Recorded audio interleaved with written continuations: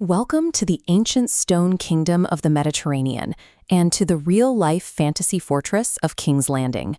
But behind the stunning coastal views, Croatia is navigating a massive transition. As a full member of the Schengen area, the country has fully integrated the euro currency. The long-standing perception of the Adriatic coast as a budget-friendly Eastern European life hack is now facing a different economic landscape. Modern Croatia is a tale of two separate realities. Here, your experience is dictated almost entirely by the geographic origin of your paycheck. This maps the primary fork for anyone moving here.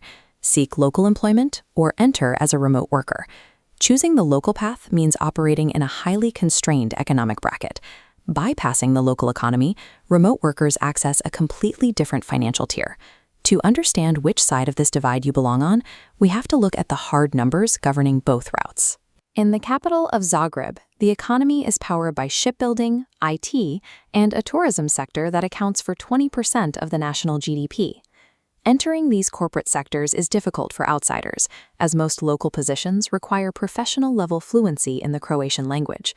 For those who do secure a position, local median monthly wages typically range between 1,100 and 1,400 euros. When you place the median wage against these costs on a bar chart, the disposable income disappears. A one-bedroom apartment in a city center can cost 800 euros, while standard coastal meals run up to 22 euros.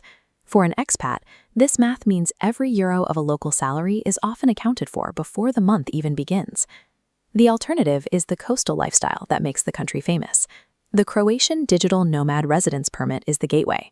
To qualify, you must demonstrate a monthly income of roughly 2,500 euros. This matrix compares the local tax burden to the nomad incentives. Meeting that income threshold allows you to live here for up to a year completely tax-free.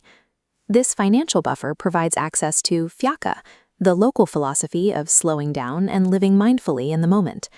It is a lifestyle enjoyed in one of the safest environments in Europe. Violent crime rates are exceptionally low, and the country is secure for solo travelers at any hour. If you pass the 2,500 euro checkpoint, the tax savings effectively offset the rising costs, making the country a high-yield base for remote work. However, even a high income can be drained by the final variable, the intensity of the global tourism season.